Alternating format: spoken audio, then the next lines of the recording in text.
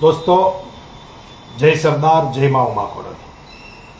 દોસ્તો, આજે બહુ અગત્યના મુદ્દાને લઈને લાઈવ થવા જઈ રહ્યો છું. મારી સાથે પીડિત પરિવારમાંથી પાર્થ છે અને એમના પિતાજી છે. મિત્રો, હું જે વાત કરવા જઈ રહ્યો છું એ પાર્થ અને એના પિતાની પીડાની વાત છે. સામાન્ય પરિવારમાંથી ખેતી કરતા પાર્થના પિતાજી જે મોરબીથી અપડાઉન કરે છે રોજ અને ખેતી કરે છે ગામડે, અને પાર્થ છે એ 15-17 હજારમાં નોકરી કરે છે. પરંતુ હું એને ખૂબ ખૂબ ધન્યવાદ આપવા માગું છું. પાર્થ અને એના પિતાજીને જો દરેક બાપ દીકરો આ રીતે પોતાની પીડા દીકરો એના બાપને કહેતો થઈ જાય ને, તો કોઈ વ્યાજખોર, કોઈ ગુંડા, કોઈ લુખ્ખાની તાકાત નથી કે એના દીકરાને ફસાવી અને પૈસા પડાવી લે. મેં જાહેર મંચ ઉપરથી અનેક વાર કીધું છે કે 15થી 25 વર્ષની આપણી જે દીકરીઓની જે આપણે મા બાપને ચિંતા હોય છે અને આપણે ઉપાધિ કરતા હોય છે, એવી જ સમસ્યા અત્યારે મોરબી અને ગુજરાત આખામાં આવી ગઈ છે કે તમારે 15થી તમારા 25 વર્ષના દીકરાની પણ એટલી જ ઉપાધિ કરવી પડશે. અત્યાર સુધી પરિસ્થિતિ એવી હતી કે માત્ર ને માત્ર દીકરીઓની ચિંતા આપણે કરવી પડતી હતી. પરંતુ હવેના સમયમાં છેલ્લા 2-5 વર્ષની અંદર જુવાન દીકરાની પણ મા બાપને ચિંતા થવા માંડી છે. જાણકારો કહે છે કે મા બાપે દીકરી સાથે એટલો સારો વ્યવહાર રાખો કે એની જીવનમાં બનતી ઘટનાઓ એ પોતે કહી શકે ખુલ્લા મને, અને દીકરી અમુક લુખ્ખાઓના ત્રાસમાંથી બચી શકે. એવી જ વાસ્તવિકતા હું આજે તમને કહેવા જઈ રહ્યો છું કે દીકરાને પણ 15 વર્ષ પછી બાપે મિત્ર બનાવવો પડશે. એની જરૂરિયાતો, એની પીડાઓ, એની તકલીફો એના બાપને ખુલ્લા મને કહેતો હશે. સુંદરજીભાઈ, તમે કદાચ બહુ ઓછું ભણેલા હશો, 7 જ, પરંતુ તમને ધન્યવાદ છે કે તમે ભણેલ ગણેલ મા બાપ કરતા પણ સારો સપોર્ટ પરિસ્થિતિ સમજીને તમે તમારા દીકરાને આપ્યો છે. એ બદલ હું સમાજના દરેક દીકરાના બાપને કહેવા માંગુ છું કે આટલી જ સમજદારી દીકરા પ્રત્યે તમે રાખો. મારી બાજુમાં પાર્થ છે.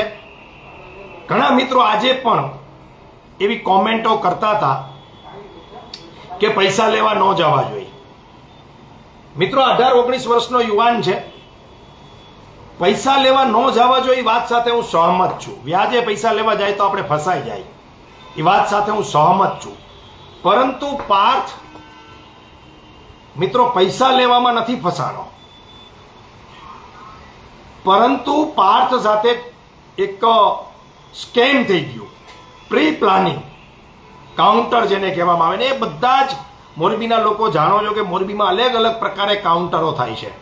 મોબાઈલ જોવામાં આપ્યો તો પેલા ચીકાણી એક દીકરાને અને સ્ક્રીન તોડી નાખી એમ કરીને 50,000 પડાવ્યા, અને પછી વ્યાજના ચક્કરમાં એ 10મું 12મું ભણતા દીકરાની એફઆઈઆર મોરબીમાં બોલે જ છે. એમ પાર્થ સાથે એના કહેવાતા મિત્રો પાનના ગલેથી બને છે, અમુક ચાની કીટલીઓથી બને છે. ફરી ફરીને કહું છું, આમાં પણ નક્કી કરેલા પાનના ગલાનો રોલ છે. એટલે હું ખરેખર પટેલોને કહું છું કે કઈ ચાટની કીટલી ને કઈ પાનના ગલે તમારા દીકરાએ બેસવું જોઈએ, પટેલોએ બેસવું જોઈએ, એની તમને સમજણ નહીં હોય તો પાર્થ અને એના પિતાજી જેવી હાલત થવાની છે. મોટા ભાગે પાટીદાર યુવાન નાની ઉંમરના છોકરાઓને અમુક ફિક્સ જગ્યાઓમાં ફસાવવામાં આવે છે. ત્યાં બેઠક ઉઠકથી ફસાવવામાં આવે છે. અને કુમળી વયનું બાળક, નાસમજ બાળક, 18-19 વર્ષનો યુવાન દુનિયાદારી જોઈ નથી અને અમુક વાતોમાં, અમુક લોકોની ચાલમાં આવીને ભોળા પટેલિયાઓ ફસાઈ જાય છે. આ પાર્થ સાથેનો કહેવાતો મિત્રતા કરે છે. એક દિવસ પાર્થને રાત્રે ઇમરજન્સી પારિવારિક પર્સનલ કામ માટે જવાનું થાય છે ગાડી લઈને, અને મિત્ર એને પ્રેમથી ગાડી આપી દે છે કે હાલે લઈ જા, તારે ગાડી જોતી હોય તો. આમરણ બેલા સુધી એને જવાનું હોય છે ને એ ગાડી બગથડા પાસે 4 લોકો રોકે છે. પાર્થને રોકીને કહે છે કે પાર્થની ગાડી રોકે છે અને કહે છે કે ગાડીમાં હપ્તા ચડી ગયા છે, આ ગાડી અમારે લઈ જવાની છે. એટલે પાર્થ એના કહેવાતા મિત્રને ફોન કરે છે કે આવી રીતે ફાઇનાન્સ વાળાએ ગાડી રોકી છે અને ગાડી લઈ જવાનું કહે છે. એટલે પાર્થ એને ફોનમાં જ એનો મિત્ર કહે છે કાંઈ વાંધો ને ગાડી આપી દે. અને પાર્થને તેડવા માટે 2 જણા બીજી ગાડી લઈ. બરાબર છે પાર્થ? મારી વાત સાથે સહમત છો? બરાબર છે આમદભાઈ ને? 2 લોકો બીજા તને તેડવા આવે છે, તારો મિત્ર ને એનો મિત્ર, અને તને ત્યાંથી ગાડી સોંપાવી દે છે અને એનો મિત્ર પાર્થને તેડીને વયો જાય છે. ત્રીજે દિવસે પાર્થને કહે છે કે એ ગાડીમાં 3,28,27,000 ભરવાના થયા. 27,28,000 હું ભરતો છું, બાકીના 3 લાખ તારે આપવા પડશે. મિત્રો, અહીંથી આ સ્ટોરી ચાલુ થાય છે. હવે આમાં પાર્થ ક્યાં પૈસા લેવા ગયો તો વ્યાજે? પાર્થનો શું ગુનો છે? ગુનો એ છે કે પટેલનો દીકરો છે. ગુનો એ છે કે એનો બાપ ખેતી કરે છે. ગુનો એ છે કે આબરૂ માટે એ કોઈને કહેવા જતા નથી અને 3 લાખ ચૂકવી દેવાની માનસિક તૈયારી રાખે છે. ગુનો એ છે કે એ આબરૂ બચાવવા માટે પટેલના દીકરા તરીકે એને કાલ પરણાવવાનો છે. સમાજમાં આબરૂ ન જાય, વાતું ન થાય, એટલે એ પાર્થ એના બાપને કહેતો નથી અને પાર્થ એમ કહી દે છે કે હું કટકે કટકે મારાથી થાય એમ 2-3 મહિનામાં તને પૈસા પૂરા કરી દઈશ. સમાજના લોકો સમજો, તમે એવું લખો છો કે બોલો છો કે આપણે પૈસા લેવા ન જવા જોઈએ, એટલે આવા લોકોને બળ મળે છે. લેવા ક્યાં ગયો પાર્થ? મને બતાવો જોઈએ આમાં. અને 3 લાખના એના બાપ પાસે 7 લાખ માંગ્યા. બરાબર ને? કાલે 7 લાખ. બરાબર ને? મારું મોટરસાયકલ અને કીધું તમને કે દીકરાનું દેણું બાપે ભરવું જોઈએ. કીધું ને, કયો શું કીધું તમને? દીકરાનું દેણું બાપ જ ભરે કીએ, બીજું કોણ ભરે? જમીન ખોડા વેચીને ભરો. મારું મોટરસાયકલ લઈ લીધું હતું. હવે આપણે પાર્થને પણ સાંભળવા છે ને એના બાપાને પણ સાંભળવા છે. હું થોડીક વાત પૂર્વ ભૂમિકા બાંધી દઉં મિત્રો. એટલે ખાલી હેમજા વગર આપણે જ્યારે બોલીએ છીએ ને ત્યારે આવા જે આવારા તત્વો ટાઈપનું કામ કરે છે, ગુંડાગીરી કરે છે, લુખ્ખાગીરી કરે છે, જે લોકો પટેલના છોકરાઓને ભોળવીને સ્કેમ કરે છે, એમાં આપણા છે ભેગા. એમાં કાંઈ કોઈ જ્ઞાતિ જાતિ યારે લેવા દેવા જ નથી આ વાતને. મેં સૌથી જાજી ફરીથી કહું છું કે એફઆઈઆર પટેલના છોકરા પર કરાવી છે. એટલે આમાં કોઈ જ્ઞાતિ જાતિની વાત નથી. આ પ્રકારનું ખોટું કામ કરતા, ગેરકાનૂની પ્રવૃત્તિ કરતા, વ્યાજખોરી, ગુંડાગીરી, લુખાગીરી, પૈસા પડાવવા, રોમિયોગીરી કરતા લોકોની વાત છે. એટલે પાર્થને 3 લાખના શીશામાં ઉતારી દે છે. પછી પાર્થ હારે બીજું સ્કેમ થાય છે. હું એમ માનું છું કે આનામાં અક્કલ ઓછી જ છે. થોડાક દી પછી કંઈક પૈસાની લેતી દેતીમાં એ જ મિત્રનું મોટરસાયકલ, એ કે મારી પાસે પૈસા નથી, મોટરસાયકલ મારું ગીરવે મૂકી આવું. હવે કન્ડિશન શું ખબર છે? 15 મહિનોથી મોટરસાયકલ મૂકવાના જો ગરજને અક્કલ ન હોય. પાર્થને મોટરસાયકલ બીજે ગીરવે મૂકવા પછી મોટરસાયકલ આપવાનું, આવતી 15 તારીખ આપવાનું હતું ને, આવતી 15 તારીખે પાર્થને મોટરસાયકલ આપવાનું. માથે કેટલા રૂપિયા આપવાના? 50,000. મોટરસાયકલ સાથે 50,000 રૂપિયા આપવાના. તમે વિચાર કરો. હવે આમાં જમીનું પાર્થના બાપની રીએ કે વેચાઈ જાય. એટલે આવું એક સ્કેમ એવું ઊભું કરવામાં આવે કે એમાંથી વડીલો નથી નીકળી શક્યા, એને આત્મહત્યા કરવી પડી છે. એટલે આવા પહોળા તો હું નીકળી શકે. અને ખબર છે કે બાપ આબરૂ બચાવવા જમીન વેચીને દઈ દેશે. મિત્રો, હું ચેલેન્જ સાથે કહું છું કે આ ઝડપથી સ્કેમ ખુલી ગયું, નતર ઓલા 3 લાખ રૂપિયાના તારે 30 લાખ દેવા પડે અને તારા બાપને 5 વીઘા વેચવી પડે. શું? આ તો તારા બાપની મહેનત અને તમારા નસીબ સારા કે તમારા સુધી આ વહેલી વાત આવી ગઈ. નહીતર તમારે 3 લાખના 30 લાખ થઈ જાત. 7 તો થઈ ગયા હતા ને? 7 તો કરી દીધા. બરાબર. 30 થઈ જાત ને 5 વીઘા તમારી લખાવાઈ જાત કે વેચાઈ જાત. એટલે મિત્રો, પાર્થ એ 3 લાખ રૂપિયા કબૂલી લે છે. બાકી બધી ઘટનાઓ બને છે. પછી તો એકવાર આની ચુંગાલમાં આવો એટલે તમે કોઈ રીતે કોઈના બાપની તાકાત નથી કે આમાં નીકળી શકે. એ તો ઓલી મરેલી ગાયને ઈતેડા ચોટે, જીવતી ગાયને પછી મરી જાય ત્યાં સુધી લોહી ચૂસે, એમ આ વ્યાજ અને વ્યાજવટું કરનારા લોકો ચોટે. એમાંથી નીકળી જ ન શકે. થાય છે એવું કે પાર્થ પૈસા દઈ નથી શકતો એટલે એને ઘરેથી પરમદી 1 તારીખે તારું કામ છે ને આમ છે ને તેમ છે ને તું નીચે આવ ને તો ઘરે આવશું આવી ધમકી બમકી દઈને પાર્થ નીચે આવે છે, હૈસે પૈસાની લેતી દેતી અને તને લઈ જવામાં આવે છે. હવે લઈ જાય છે 3 વાગે અને સાંજે એને 8 વાગે છૂટો મૂકે છે. ત્યાં સુધીની ઘટના જે બની છે એ પાર્થ હવે કહેશે. અક્ષરશઃ એક પણ વસ્તુ ખોટું ન બોલતો અને જે ઘટના બની છે તને લઈ ગયા ત્યારથી તને મૂક્યો ત્યાં સુધી અને આજે તારી હારે જે પોલીસ સ્ટેશનમાં વ્યવહાર થયા ત્યાં સુધીની આજ સુધીની આખી ઘટના કહી દે. 1 તારીખે 3 વાગે તારી સાથે જે બન્યું તે અત્યાર સુધી જે બન્યું છે એની વાત કરતું. 1 તારીખે જોરથી બોલ એટલે અવાજ આવે. 1 તારીખે બપોરે 3:30 એનો કોલ આવેલો મને શક્તિનો, જોરથી બોલ. કે નીચે આવ, મારે તારું કામ છે. એટલે હું નીચે ગયો અને તેને મને એમ કીધું કે ગાડીમાં બેસ, આપણે વાવડી એક કામથી જવાનું છે. એટલે હું ગાડીમાં બેઠો. ત્યારથી લઈને પંચાસર ચોકડીએ કાનભા ગઢવી નામના વ્યક્તિ એને રસ્તામાં આવ્યા એટલે એ પણ ગાડીમાં બેસી ગયા. ત્યારબાદ અમે ગયા વાવડી રોડે એક પાનના દુકાનના ગલે, એના મિત્રનો ગલ્લો હતો. ત્યાં શું નામ ગલ્લાનું? ગલ્લાનું નામ તો ખબર નથી, આપણે ત્યારે ગયા નથી. તેના મિત્રનો છે, એ અહીંયા જ બેસે છે કબીર આશ્રમની સામે. ત્યાં બેઠા, ત્યાંથી એનો ભાઈ લાલાભાઈ કરીને કોક એની ગાડીમાં આવ્યું. ત્યાંથી લઈને નાને કેનાલ વાળા રોડે અંદર લઈ ગયા. કેટલા જણા?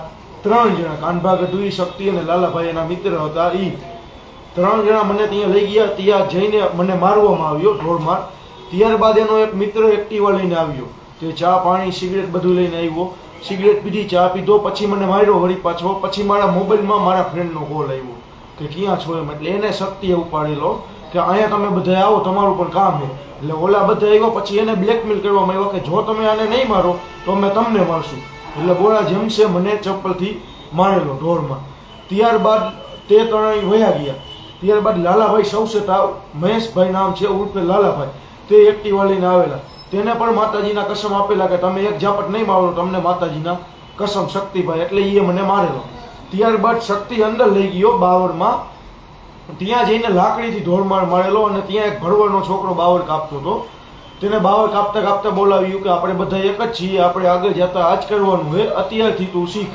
એટલે ઓલા પાસે પણ મને ઢોરમાર મરાવવામાં આવ્યો. ત્યારબાદ કાનભા ગઢવીનો એક ભાઈ નાનો એવો યુવરાજ ગઢવી, જે સ્કાય મોલ પાસે રહીએ, તે આવ્યો. ત્યાં આવ્યો. ત્યારબાદ મારા પપ્પાને ફોન કરાવ્યો મારા મોબાઈલમાંથી કે તમે ક્યારે પહોંચશો, ક્યાં પહોંચી. મારા પપ્પા રસ્તામાં હતા એટલે એને એમ કીધું કે હમણાં 10-15 મિનિટમાં પહોંચું. ત્યાં લગીને વળી પાછું મારવામાં આવ્યું. મારો શર્ટ તોડી નાખવામાં આવ્યો, ફાટી ગયો. એનો ભાઈબંધ એક્ટિવા લઈને નવો ટી-શર્ટ લઈ એવું મને પહેરાવ્યું ને એ 3 બધા લોકોને વાત થઈ ગઈ. જ્યાં લગીને આને ટી-શર્ટ નવું ન પહેરાવ્યું ત્યાં લગીને એના પપ્પાને લઈને અહીંયા આવતો ને અહીંયા ઊભા રાખજે, વાતમાં કરજે. ત્યારબાદ મારા પપ્પા આવ્યા.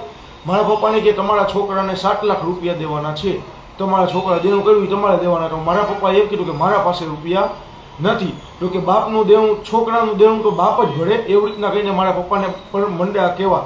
અને મને મારતા હતા ને ત્યારે કાનભા ગઢવી અને શક્તિભાઈ બે મારતા હતા. ત્યારે એનો એક મિત્ર એવો જે એક્ટિવા લઈને આવેલો હતો ને, તે શક્તિના મોબાઈલમાં મારો વિડીયો ઉતારતા હતા.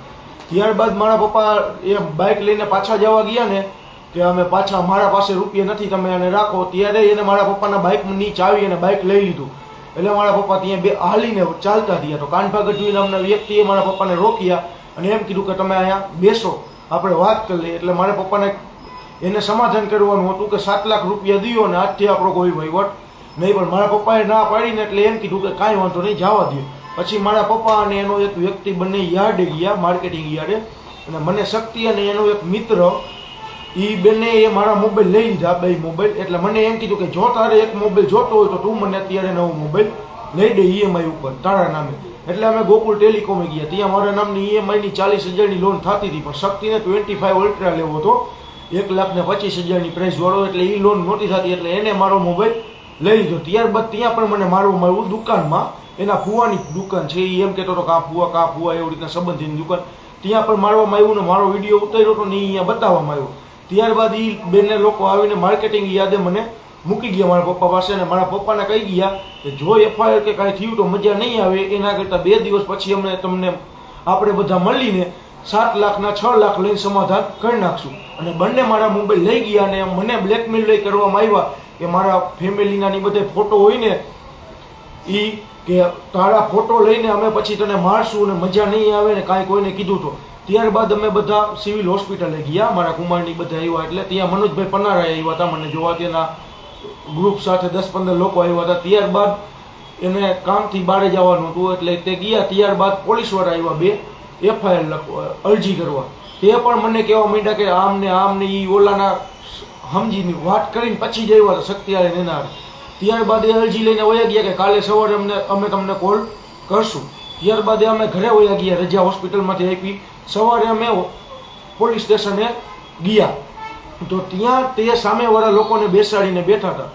એટલે મેં મનોજભાઈને કોલ કરેલો કે અહીંયા સામેવાળા બધા બેઠા છે અને બારે પણ એના 2-3 મિત્ર હતા, રાહ જોઈને ઊભા હતા. પછી અમે બાઇક લઈને મનોજભાઈ હારે વાત થઈ એટલે મનોજભાઈ એમ કીધું કે અત્યારે આપણે નથી જવું, પછી આપણે જઈ આવશું, હમણાં હું આવું એટલે પછી આપણે બધા પછી અમને ઘરે જવાનું કીધું ને તો એના જે 2-3 મિત્રો બહાર હતા ને એ અમારી પાછળ એક્સેસ લઈને આવેલા. અમે રસ્તો ભટકાવીને ઘરે પહોંચ્યા.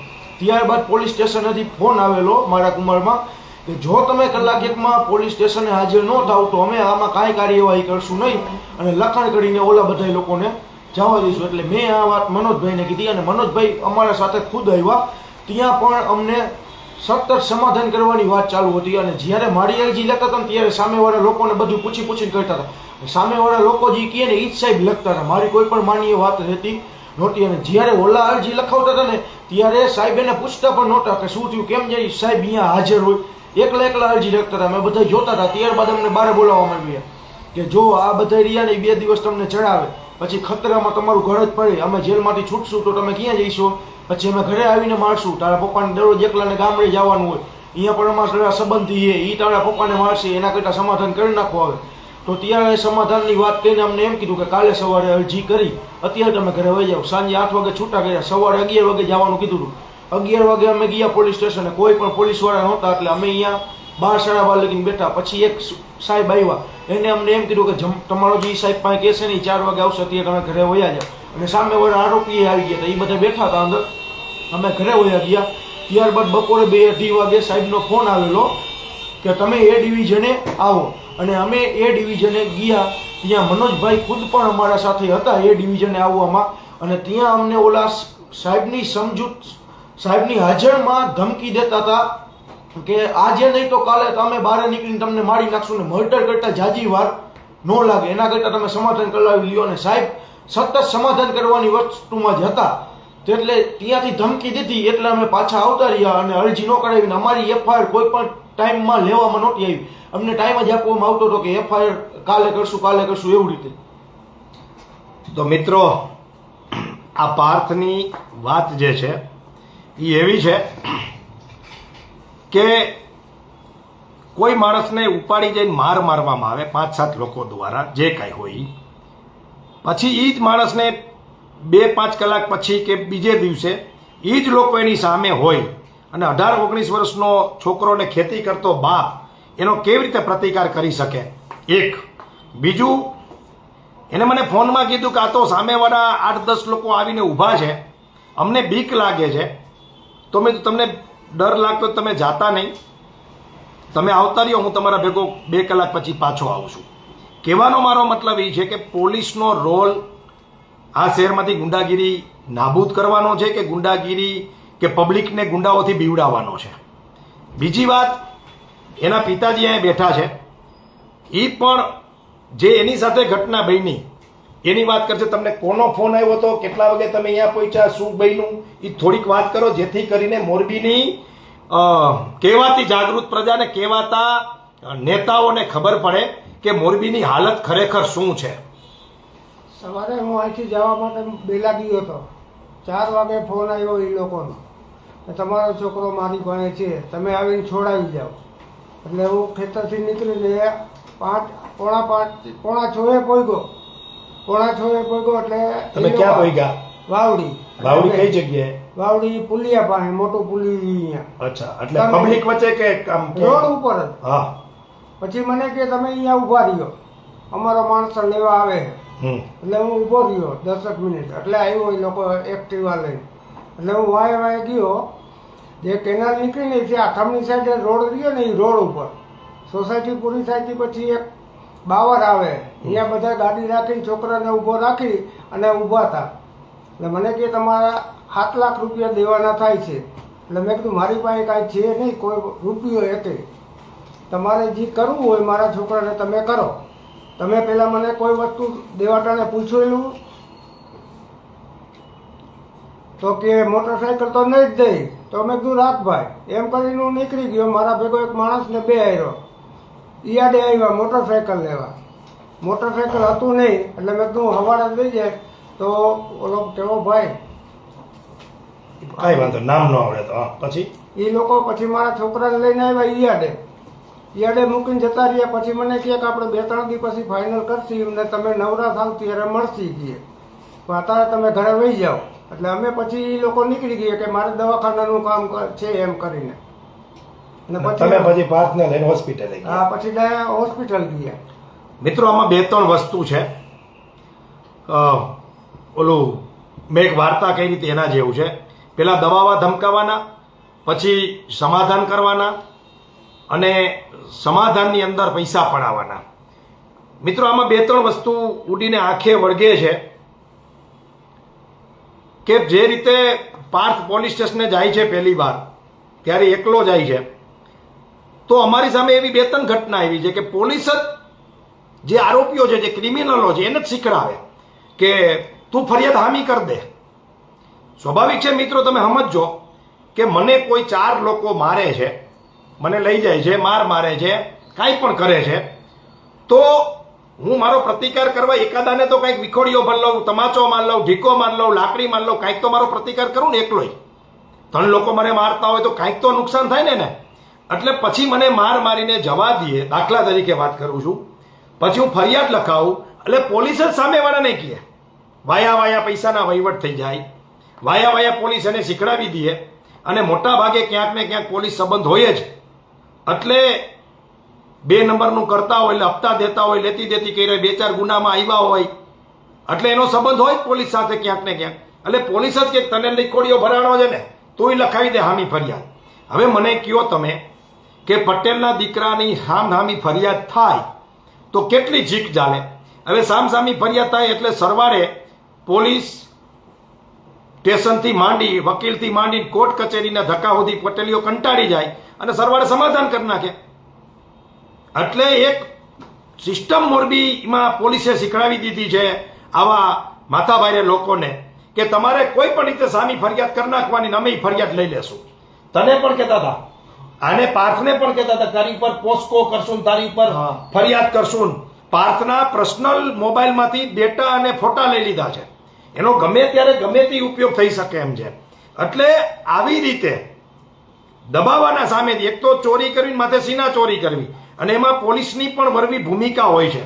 અને પોલીસ જ ક્યાંક ને ક્યાંક આ પ્રકારના લોકોને શીખડાવતા હોય છે. બીજું મહત્વની વાત એ છે કે છેલ્લા 8 મહિનાથી આ મોરબીના પાટીદાર સમાજના યુવાનો, વડીલો, માતા, બહેનો સહિત બધા જ આ વ્યાજખોરી ગુંડાગીરી સામે એક લડાઈ લડી રહ્યા છે, મુહિમ સામાજિક લડી રહ્યા છે. અને એની અંદર સમગ્ર સમાજ સાથ આપી રહ્યો છે.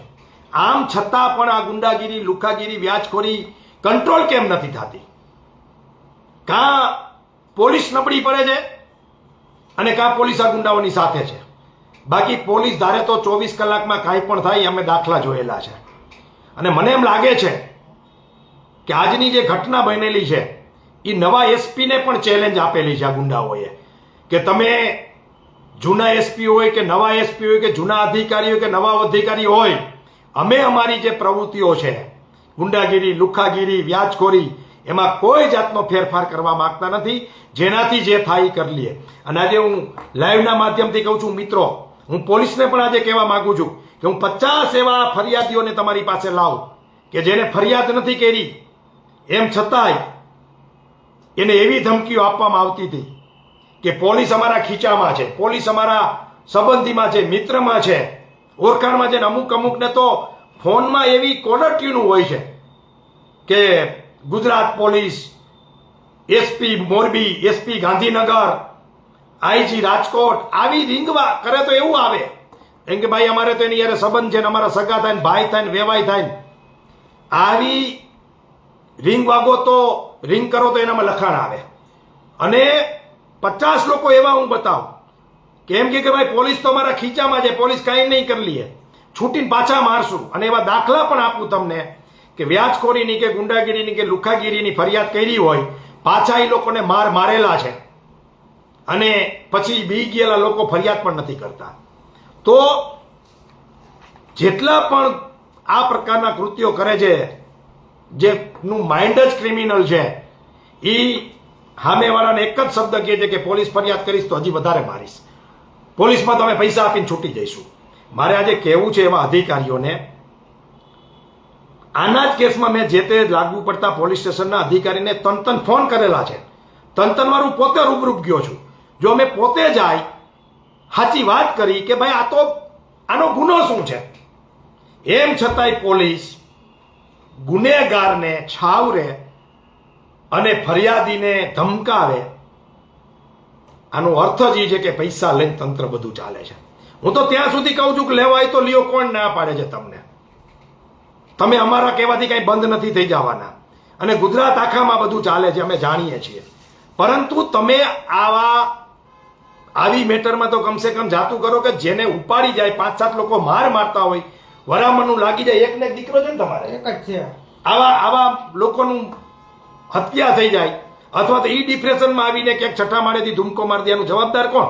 મોરબીમાં છેલ્લા 3 મહિનામાં 5 આત્મહત્યાઓ થઈ છે અને એના હજી આરોપીઓ ક્યાં છે એ બધાને બધી ખબર છે. બધા જ મોટાભાગના તો કેસ નથી થતા અને કેસ થાય છે એમાં કાંઈ નિર્ણય નથી આવતા. એટલે તો આ લોકોની દાદાગીરી વધતી જાય છે. અને પોલીસ પૈસા લે તો લે, ભલે લે, પણ એફઆઈઆર કરો. થોડોક તમે તમારી તાકાત બતાવો ને તાકાતના પૈસા લ્યો ને. આ તો એફઆઈઆર નહીં કરવાના પૈસા, સમાધાન કરાવી દેવાના પૈસા. તો પછી કોર્ટો બંધ કરી દઈએ મોરબીની અને રાજ્યની, ખોટા ખર્ચા કરવા ને બધા. મોરબી એ ડિવિઝન પોલીસ સ્ટેશન જ બધા વહીવટ કરી લે, સમાધાન કરી લે, મંડે પોતાના નિર્ણયો બતાવવા, આરોપીને ફરિયાદી બનાવવાના, ફરિયાદીને આરોપી બનાવવાના. તો શું કોર્ટોની જરૂર છે? અને નવીન વાત તો મિત્રો એ છે કે ગુજરાતના ગૃહમંત્રીજી 2 મહિના પહેલા જ અહીંયા આવીને મોટો મેગા શો કરીને જાય છે, લોક દરબાર.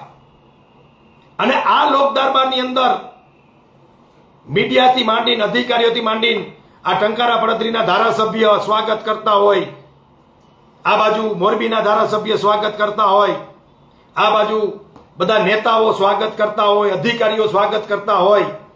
અને એવો તાઇફો હોય કે આપણે તેમ થાય કે હવે તો બસ મોરબીની અંદર શાંતિ હશે. જે રવાપર ચોકડી ક્રીમ પબ્લિક નો એરિયો કહેવાય, લાખો રૂપિયાના ભાવ છે, ત્યાં છાસવારે ગુંડાગીરી થાય. છાસવારે રવાપરની અંદર વ્યાજખોરી, ગુંડાગીરી, લખાગીરી, દાદાગીરી, લખાવી લેવું, પડાવી લેવું. 80-90% તો ફરિયાદ નથી થતી. અને એ વિસ્તારના ધારાસભ્યને મનમાં એમ હોય કે અહીંયા તો બધું બરાબર ચાલે છે, તો એ નથી ચાલતું. હો, ખરેખર પ્રજા દુઃખી છે. મને એ જવાબ દે, લાઈવના માધ્યમથી મારા સમાજના શ્રેષ્ઠીઓને પૂછવું છે કે આજે હું મારી કોઈ મોટી વાત નથી કરતો, આ મારા સુધી મેટર ના આવી હોત તો આ પાર્થનું ને એના બાપનું થાત શું? એ તો યાદ કરે તમારી તાકાત છે. જમીન ખોડા બધું વેચાય. અને આ આમરણ બેલાનું છેવાડાનું ગામ, જ્યાં રોજ મોટરસાયકલ લઈને જે માણસ ખેતી કરવા જતો હોય, કોકની વાવો છો ને તમે, કોકની. હવે એ માણસ મને એ જવાબ દે, સમાજ આજે બનેલા આગેવાનો ને શ્રેષ્ઠીઓ, કે મોટાનું જ બધું મોટું જ આપણે કરવું છે કે છેવાડાના પટેલની કઈ ચિંતા કરવી છે? કે પછી આપણે બસ ઉપર ફૂલ ગુલાબી ચિત્ર બતાવવું છે અને અંદર આખો તળિયેથી સમાજ ખોખલો થઈ ગયો છે. ફરીથી કહું છું, એક ગામ એવું નથી પટેલનું કે જેમાં 5 પટેલિયાની જમીન ન વેચાણી હોય. 5 થી લઈને 25 મોટા ગામ હોય તો 25 પટેલિયાની જમીન. અને એમાં 99.99% આ જ પ્રકારના સ્કેન્ડલ, ખોટા. એક ભાઈ કાલે આવ્યો મારી પાસે કે એક બાઈ ઊભી કરી છે અને મને દબાવી, ધમકાવી અને પૈસા પડાવે છે. મિત્રો, ક્યાં સુધી આ બધું સહન કરવાનું છે? આપણે મનમાં ફાંકવું હોય કે આપણી સરકારને, આપણા નેતાને, આપણા આગેવાનો આપણી આવડી મોટી ઇન્ડસ્ટ્રી ને આપણા આવડા મોટા ઉદ્યોગપતિઓ ને આવડી મોટી આપણી સંસ્થાઓ ને આવડા મોટા આપણા કાર્યક્રમો ધાર્મિક, પણ તળિયાનો પાટીદાર ખરેખર દુઃખી છે. તળિયાના પાટીદારને કોઈ સાંભળવા તૈયાર નથી. ઘણું બધું કહેવું તો ઘણું બધું થઈ શકે એમ કહેવાય એમ છે, પણ એક પીડિતની એફઆઈઆર લેવામાં ન આવે, એને ધક્કા ખવડાવવામાં આવે, આનાથી વધારે કરુણતા તમને કહું, મારી હાજરીમાં, પોલીસની હાજરીમાં આને સ્પષ્ટ કહે છે કે છૂટો અહીંથી છૂટ્યા પછી મારી પણ નાખી. હા, વિચાર તો તમે કરો. અને હું એમ કહું છું કે છેલ્લા 8 મહિનામાં મેં 200 અરજી કરી છે. એ અરજીમાં જેના જેના નામ છે એ બધાની કુંડળી તો કાઢો. કેટલા ગુના છે, કયા પ્રકારના ગુના છે, કે પછી ઘટના બને પછી જાગવાનું છે, કે ઘટના ન બને એના માટેની કઈ તૈયારી છે? આ હજી તો ગૃહમંત્રી રાજ્ય સરકાર જાહેરાત કરે કે 100 કલાકમાં બધા જ રાજ્યના ગુંડાઓની યાદી કરો. શું ધોઈ પીવાની અથાણું કરવું છે આ બધા ગુંડાઓનું? મોરબીમાં હું તમને 500 નામ લખાવી દઉં, લખાવા હોય તો, જેની પર 2-2, 3-3, 4-4 એફઆઈઆર છે.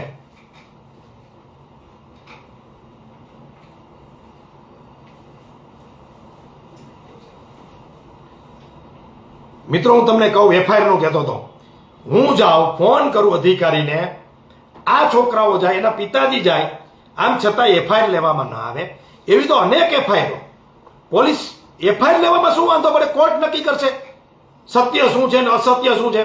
અને હું સમાધાનનો વિરોધી નથી. પાડોશી બાઈજા હોય, બાઇક અને કારની ટક્કર થઈ હોય, કોઈ સ્ટુડન્ટોની માથાકૂટ હોય, જે સામાજિક કાંઈ હોય એને તમે સમાધાન કરાવો. પતિ પત્નીના ઝઘડા હોય, બાપ દીકરાના ઝઘડા હોય, એમાં બરાબર છે. આ તો ઘરેથી લઈ જાય, 5-5, 7-7 લોકો માર મારે, અને એમાં તમે એફઆઈઆર નો લ્યો, સમાધાનની વાત કરો. અને મોરબી એ ડિવિઝનની જ વાત નથી, બી ડિવિઝનમાં હું પોતે 10 ધક્કા ખાધા. એક વિરજા પરિવારની ભાણેજ વહી ગઈ હતી 28 તોલા હોનું લઈ, નો લીધી તો હરાના ધરા સુધી એફઆઈઆર નો લીધી.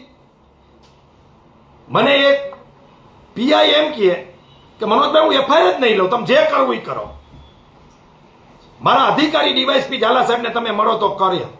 હું ઝાલા સાહેબને મળું છું, મને સ્પષ્ટ ના પાડી દીધી. એ ગૃહમંત્રી આવ્યા ત્યારે મળ્યા, ગૃહમંત્રીએ વાત કરી, આમ છતાં પણ એમ કીધું કે આ તો ખોટા માણસો છે. તો અધિકારીઓ જ નક્કી કરશે કે કોણ સાચું છે ને કોણ ખોટું છે. ગૃહમંત્રીને મળ્યા ત્યારે મારો એક મિત્ર એ ઓફિસમાં બેઠો હતો. આ બંને ભાઈ બહેને રજૂઆત કરી કે મારી દીકરી ને મારી ભાણેજ, એ બે ભાઈ બહેન ગયા હતા કે મારી દીકરી એની મમ્મી એમ કહે છે, અને ઓલા ભાઈ એમ કહે છે મારી ભાણેજ વહી ગઈ છે ને 28 તોલા ઘરમાંથી લઈ ગઈ છે. ગૃહમંત્રીએ ડીવાયએસપી ઝાલા સાહેબને બોલાવ્યા, અને ઝાલા સાહેબે જે ડીવાયએસપીને ભાઈ ગૃહમંત્રીને કીધું હોય એ મારો મિત્ર સાક્ષીમાં બેઠો તો હું નામ દેવા તૈયાર છું. અને એ સમયે જેવા એ ભાઈ બેન બહાર ગયા એટલે સાહેબે એમ કીધું, ડીવાયએસપી સાહેબે ગૃહમંત્રીને કે આ ભાઈ બેન ખોટા છે. ગૃહમંત્રી કે હા મને એવું લાગે તો છે કે આ ખોટા છે. તો ગૃહમંત્રી અને ઝાલા સાહેબ નક્કી કરી નાખશે કે આ ભાઈ બેન ખોટા છે.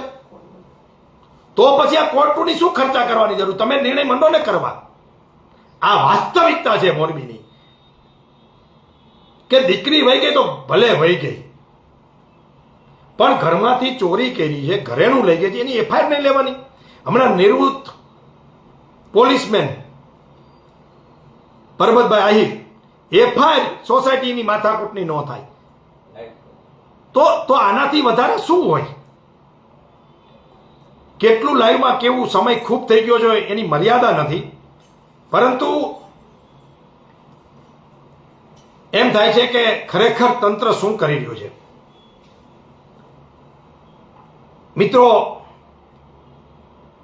વ્યાજખોરીની જેટલી પણ એફઆઈઆર થઈ છે એના કરતાં 100 ગણી એફઆઈઆર નથી થઈ, અને એ બેઠા માંડવે પતી ગયું છે, એનો વાંધોય નથી. પણ એફઆઈઆર માટે પાકિસ્તાનમાં જવામાં કેટલી તકલીફ પડે કોઈ ઇન્ડિયનને, કે પાકિસ્તાનીને ઇન્ડિયનમાં આવવું તો કેટલી ઓલી હોય, આમ ગરકવી પડે. આટલી મોરબી પોલીસ સ્ટેશનમાં એફઆઈઆર કરવામાં નાકા ગળકવા પડે. આટલા નાકા ગળકો થયે એટલે દર વખતે નેતાઓને ભલામણ કરવાની, દર વખતે અધિકારીઓને કહેવાનું, દર વખતે અમારે પોલીસ સ્ટેશને જવાનું થાય એફઆઈઆર થાય? અરે પોલીસની જવાબદારી છે. આવા 18 વર્ષના છોકરા અને એનો ખેતી કરતો બાપ પોતાની વેદના લઈને આવે ને તમારી ફરજ નથી? એને માર મારેલો છે તો કે માર નથી માર્યો. અરે સિવિલ હોસ્પિટલનો રિપોર્ટ છે, છતાં એફઆઈઆર નહીં લેવાની અને દર વખતે અમારે આવવાનું. મિત્રો, કરુણતા તો એ છે, છેલ્લી વાત કરીને મારી વાત પૂરી કરી દઉં. એક ભાઈ બહુ સજ્જન, અતિ સજ્જનતાની તમે પરાકાષ્ઠા, સંઘ પરિવારમાં જેને જીવન સમર્પિત કરી દીધું આરએસએસની અંદર, મારા મિત્ર છે, જેનું જીવન એકદમ સદાચારી, નિર્વ્યસની, પરંતુ ફાઇનાન્શિયલી ક્રાઇસિસમાં આવતા એવી ચુંગાલમાં ફસાઈ ગયા વ્યાજની. મારે એમને ખુલ્લા નથી કરવા, પણ સમાજને, પોલીસને, અધિકારીઓને, નેતાઓને વાસ્તવિકતાનું ભાન થાય એટલે કહું છું કે ક્યાં જઈને આ તંત્ર બેઠું છે. એ માણસના પત્ની શિશુ મંદિરની અંદર ખૂબ વર્ષો થયા નોકરી કરે છે. શિશુ મંદિરની અંદર, એટલે સમજાય છે ને તમને કેટલું સંઘમય પરિવાર કહેવાય. એ ભાઈને આર્થિક ક્રાઇસિસના કારણે વ્યાજખોરોએ એવા ચુંગાલમાં લીધા કે બિચારા બરબાદ થઈ ગયા. એમના કોઈ પરિવારમાંથી મારી પાસે લઈને આવ્યા અને મેં એમને મદદ કરી. મિત્રો, તમારા ધ્યાનમાં મૂકી દઉં, સામાકાંઠે એમની ઓફિસ, એટલે બી ડિવિઝનમાં અરજી દેવા ગયા તો 3-4 દી પછી બી ડિવિઝને એમ કીધું કે તમે એ ડિવિઝનમાં જાઓ. જોજો આ બધાના ખેલ. એ કહેતા હતી ભાઈને લાઈવમાં બેસાડીશ કાલે અને કે અધિકારીનું મળવાય લઈ જઈશ. એટલે 3-4 દી પછી એ ડિવિઝનમાં મોકલે છે. એટલે મેં કીધું તો શક્ય જ નથી, આ ઘટના જ તમારી સામાકાંઠે બની છે તો એ તાલુકામાં આવે અથવા તો બી ડિવિઝનમાં આવે, પણ એ ડિવિઝનમાં કેવી રીતે આવે? તો કે ના, અધિકારી મને એ ડિવિઝનમાં મોકલા છે. એટલે એ ડિવિઝનમાં એ ભાઈ ગયા. એટલે 2-3 દી પછી એ ડિવિઝનથી ફોન આવ્યો કે ભાઈ આ અમારામાં ન આવે, આ બી ડિવિઝનમાં આવે. એટલે ઓલો સીધો માણસ પાછો બી ડિવિઝનમાં જાય. વળી બી ડિવિઝન વાળા ક્યાં તો બી ડિવિઝનમાં ન આવે, તાલુકામાં આવે. એટલે પાછો એ ભાઈ 2-3 દી પછી તાલુકામાં જાય છે. વળી તાલુકાવાળા કહે છે કે અમારામાં ન આવે, આ તો બી ડિવિઝનમાં. એટલે મને ફોન આવ્યો, મને કે મનોજભાઈ 10 દીથી આવી રીતે એ ડિવિઝન, બી ડિવિઝન, તાલુકામાં ચક્કર મારું છું, શું કરવું મનોજભાઈ? મેં કીધું તમારી આ હાલત હોય તો આમ પ્રજાની શું હાલત થઈ છે? હું આવું છું, ત્યાં તમે બેસો. મેં ત્યાં જે ઘટના સ્થળ છે એના સર્વે નંબર કઢાવી અને જ્યાં ઘટના બની છે એ કયા ડિવિઝનમાં આવી 2 કલાક મથામણ કરી અને પછી નક્કી થયું કે તાલુકામાં આવે. અને તાલુકામાં એ અરજી આપી, પછી આગળની કાર્યવાહી થઈ. તમે વિચાર કરો, જેનું જીવન સંઘ પરિવારમાં, જેમને નિસ્વાર્થ ભાવે સોંપી દીધું હોય, રાષ્ટ્રનું જે માણસ કામ કરતો હોય રાત દિવસ જોયા વગર, પરિવાર જોયા વગર, એને જ્યારે આફત આવે ત્યારે આ પોલીસ સ્ટેશન અડકો દડકો રમાડે, એને ન્યાય માટે ભીખ માંગવી પડે. તો સુંદરજીભાઈ, તમારા જેવા ખેડૂતોને ને સામાન્ય માણસોને આ પીડા છે ને એ તો આવવાની જ છે, એ તો ચાલુ જ રહેવાની.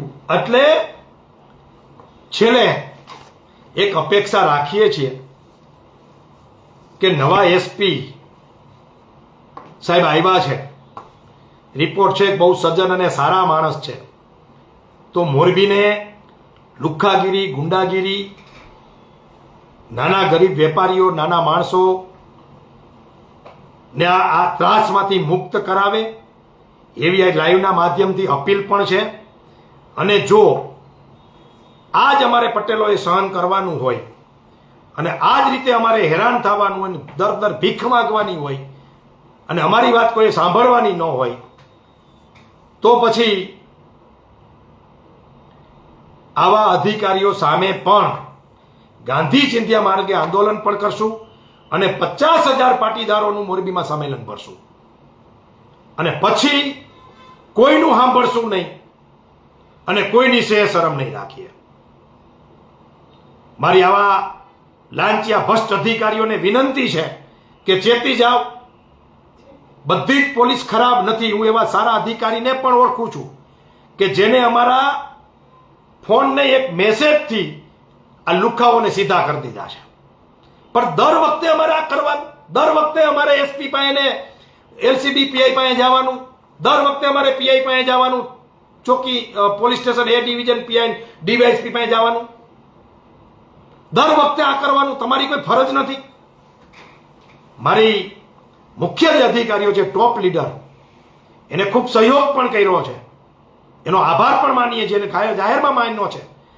પરંતુ એની આડમાં અમુક અધિકારીઓ જે રીતે જ્ઞાતિવાદ કરે છે, આવા ગુંડાઓને પૈસા લઈને છાવરે છે, જે રીતે પટેલ જાણીને તોડ કરે છે, જે રીતે એમની જવાબદારી છે એ પૂર્ણ નિભાવતા નથી, અને દર વખતે અમને શરમ થાય છે કે અમારે દરરોજ પોલીસ સ્ટેશને ઊભું રહેવાનું, દરરોજ અમારે લઈને જવાની વાત, અધિકારીઓની કોઈ જવાબદારી નથી. મેં એવું આજે લાઈવના માધ્યમથી કહી જ દઉં, મેં એવું એક અધિકારીને કીધું કે આ તમારા કોન્સ્ટેબલ સવારનું એક્સિડન્ટ થઈ ગયું છે ને હજી સુધી કોઈ કાર્યવાહી નહીં, હાઈના 5 વાગ્યા. મને કે કોન્સ્ટેબલ મારું માનતો નથી. આ પીઆઈના શબ્દ છે. કોઈને પર્સનલી એસપી સાહેબને કે ડીવાયએસપી સાહેબને પર્સનલી એ પીઆઈનું કોન્સ્ટેબલનું નામ સાંભળ્યું તો હું આપવા તૈયાર છું, અને પીઆઈની હાજરીમાં આપવા તૈયાર છું. આ હદે પોલીસ સ્ટેશન ચાલશે? આ હદે મોરબીની પોલીસ અને મોરબીનું તંત્ર કામ કરશે? અહીંયા 3-4 લાખ લોકો બહારના છે. મોરબીમાં અનેક વિસ્તારોમાં ત્યાં લોકો રોજગારી માટે આવે છે, એમાં સારા પણ હોય ને કોઈ ક્રાઇમ કરીને આવતા હોય. તો આ મોરબીની જવાબદારી કોની? અને પછી નહીં તો 8 મહિના પહેલા મેં કીધું હતું એમ, પટેલોને અમને સુરક્ષા માટે હથિયાર આપી દો, અમે અમારી જાતે સુરક્ષા કરી લઈશું. જો કાયદાએ ન્યાય ના આપવો હોય, જો અધિકારીઓએ પોલીસે અમારું રક્ષણ ન કરવું હોય, અમારી માલ મિલકતનું રક્ષણ ના કરવું હોય, અમારી બેન દીકરીઓનું રક્ષણ ના કરવું હોય, અમારી જમીન જાયદાદનું, અમારા યુવાનોનું રક્ષણ ના કરવું હોય, આ તંત્રથી ન થતું હોય, તો પછી અમને આપી દો અમારો હથિયારનો પરવાનો, તો અમે સ્વયંભૂ કરી લેશું. બાકી દર વખતે અમારે સભા કરવાની, દર વખતે અમારે ભાષણ કાં કરવાના, દર વખતે અમારે ધારાસભ્યો પાસે જઈને રજૂઆત કરવાની, દર વખતે અમારે અધિકારીઓને પગ પકડવાના કે અમારી ઉપર અન્યાય થયો છે, તમે એફઆઈઆર લ્યો. અને એવી એફઆઈઆર લેવામાં આવે. આજે જે લાઈવ જોઈ રહ્યા છે ને કહું છું, આવડા મોટા ગુનામાં એ અધિકારી મને કહે છે કાલ ને પરમદી, આજે ને કાલે, હું પોતે પોલીસ સ્ટેશન છું, લાથીપ્લોટ ચોકીમાં. મને કે તો એક કામ કરો ને મનોજભાઈ, હમણાં હું કે મામલતદાર પાસે બધાને લઈ જાઉં છું, જામીન થઈ જાય છે. આવડી ઘટનામાં મામલતદાર પાસે લઈ જાય અને જામીન થઈ જાય. મેં એવા પણ અધિકારીઓ જોયા છે મોરબીમાં કે એની અંદર 2 કલમ એવી ઉમેરે ને તો એને હાઈકોર્ટ સુધી જામીન ન મળે, અને જાણી જોઈને 2 કલમ ઓછી ઉમેરે ને એટલે એને મામલતદારમાં 151માં જામીન મળી જાય. આ અમે જાણીએ છીએ, અમે થોડું ઘણું લો શીખ્યા છે. પણ કમનસીબી એ છે કે મોરબીમાં સારા અધિકારી ગણ્યા ગાંઠ્યા છે, અને આ પ્રકારનું પટેલ જાણીને તોડ કરો, પટેલ જાણીને પૂરા કરો એવાની સંખ્યા જાજી છે. એટલે આખો સમાજ દુઃખી છે. આ માત્ર સુંદરજીભાઈને કે પાર્થની આ વાત નથી, આ મોરબીના એક ઘર સુધી આ વિષય પહોંચવાનો છે. તમે જાગજો, નહીતર કોઈ તમારું નથી. એટલી મારી વાત યાદ રાખજો, વધુ નહીં કહેતા. આજે હું એટલું જ કહેવા માંગુ છું કે મહેરબાની કરો, પટેલ છે એનો લાભ ન ઉપાડો. શરમમાં છે, મર્યાદામાં છે, આબરૂમાં છે, ત્યાં સુધી બરાબર છે. પણ એક લેવલ પછી બધાયનું આવે એટલે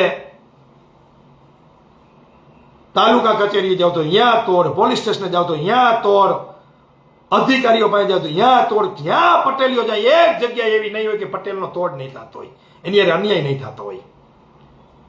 એટલે આ કાંઈ ઉપરથી ટપકેલા બીજી દુનિયાના માણા નથી. તમે મહેરબાની કરો તો સારી વાત છે. અને અમારા ધારાસભ્યોને વિનંતી છે કે તમે કાંઈક જાગો, જોવો તળિયે. આ તળિયું ખતમ થઈ ગયું છે. અને હું કોઈ રાજદ્રોહથી કહેતો જ નથી, મારે કોઈ રાગદ્વેષ છે જ નહીં. આ હકીકત કહું છું. પછી હાવ મત માટે ને સત્તા માટે કઈ બોલવાનું જ આખો સમાજ ઠોકાતો તો ઠોકાવા દેવાનો.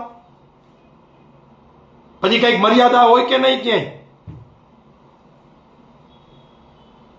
અને સત્તાધારી પાર્ટીને કહું છું કે જે ક્રિમિનલ માઇન્ડના લોકો છે એને તમે હોદ્દો ના આપો, ટિકિટો ના આપો. આની પહેલા આખો એક અધ્યાય હું કરી ચૂક્યો છું કે એના કારણે જ આ પોલીસમાં સંબંધ બને છે ને એના કારણે જ વહીવટ થાય છે ને એના કારણે જ આ નાય આખી દુઃખી થઈ જવા સુંદરજીભાઈ જેવા ને પાર્થ જેવા.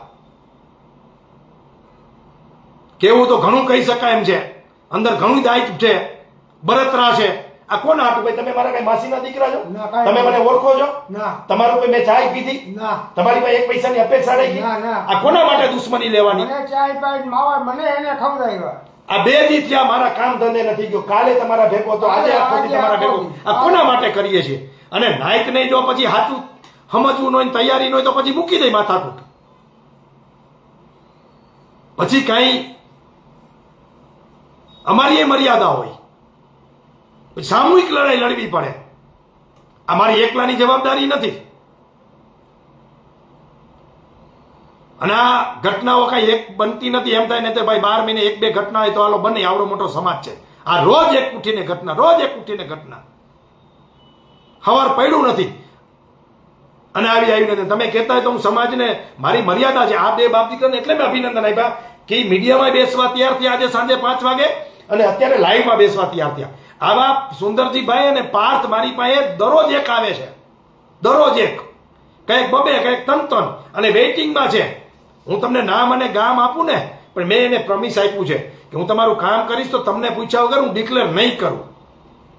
કેટલી દીકરીઓના પ્રશ્ન આવે છે, કેટલાય પરિવારના પ્રશ્નો આવે છે, એ આ રીતે કરીએ છીએ. અને જે પરિવાર સક્ષમથી લડવા તૈયાર હોય, સમાજને માર્ગદર્શન અને સાચી ખબર પડે એટલા માટે એને જાહેરમાં બેસાડ્યા છે અને એની પરમિશનથી બેસાડ્યા છે.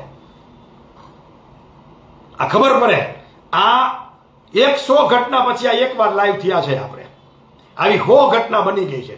અને કોઈને યાદી જોતી હોય, કોઈને એમ હોય કે મનોજ પનારા ફાંકા મારે છે, પોલીસને બદનામ કરે છે, સરકારને બદનામ કરે છે, રાજકારણને બદનામ કરે છે, નેતાને બદનામ કરે છે અને ખોટું બોલે છે, તો યાદી હું આપવા તૈયાર છું. અને ખાલી Morbi A division, B division અને તાલુકામાં ને ટંકારા તાલુકામાં છેલ્લા 8 મહિનાની ખાલી હાથેથી લખેલી અરજીની યાદી લઈ લેજો.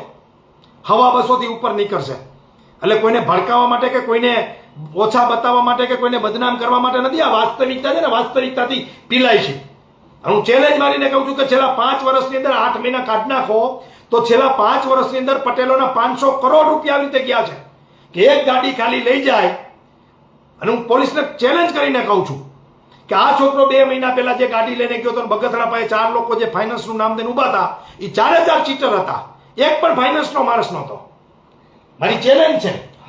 માત્ર ને માત્ર સ્કેમ હતું આનું કે 4 લોકો ફાઇનાન્સની વાત કરીને ગાડી ઊભી રાખી દે અને પછી 3.5 લાખ રૂપિયાની વાત આવે અને 3 લાખ રૂપિયાના 2 ચોટે અને 3 લાખના 3 લાખ થાય, એના બાપની 5 વીઘા ઓછી થાય. આ સ્કેમ છે અને આ પ્રી પ્લાનિંગ છે. આ પ્લાનિંગ કરેલું 120 નું છે તો તમારે ખાલી 151 કરીને જવા દેવાનો? તમારા 50,000 રૂપિયાનું કેટલાની જિંદગી બરબાદ થઈ તો વિચાર કરો. અને રોજ ઉઠીને અમારે આ કરવાનું છે. જવાબદાર અધિકારીઓ, જવાબદાર નેતાઓ, જવાબદાર સમાજના શ્રેષ્ઠીઓ અને મોરબીના સજ્જન લોકો તમામ જ્ઞાતિના, આ માત્ર પટેલોની પીડા જેવું નથી. અમે મોટા જાજા છે તો અમારે જાજી પીડા છે. નાનો સમાજ છે ને થોડી પીડા છે, પણ પીડા તો બધાય છે. અને આ કોઈ જ્ઞાતિ જાતિની વાત જ નથી, કોઈ ધર્મ સંપ્રદાયની વાત જ નથી. આ ગુંડાઓ, લુખ્ખાઓ, વ્યાજખોરો, રોમિયો સામેની લડાઈ છે.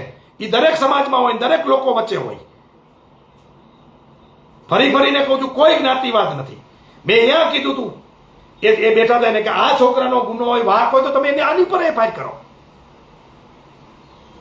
પરંતુ ક્યાં કેવું, શું કેવું, હવે એની વાત રહી નથી. એટલી અપેક્ષા રાખીએ છીએ નવા અધિકારી પાસે ફરી ફરીને કે મોરબીને આ લુખ્ખાગીરી, ગુંડાગીરી અને આ ત્રાસમાંથી મુક્ત કરે. નહીતર પછી જેમ અમે લડીએ જેમ લડતા રહેશું અને મોરબીનો પટેલીઓ જેમ પત્તો હોય છે ને પીલાતો હોય છે, પીલાતો રહેશે. વધુ નહીં કહેતા. અસ્તુ. જય હિન્દ, જય ભારત, ભારત માતા કી જય, વંદે માતરમ.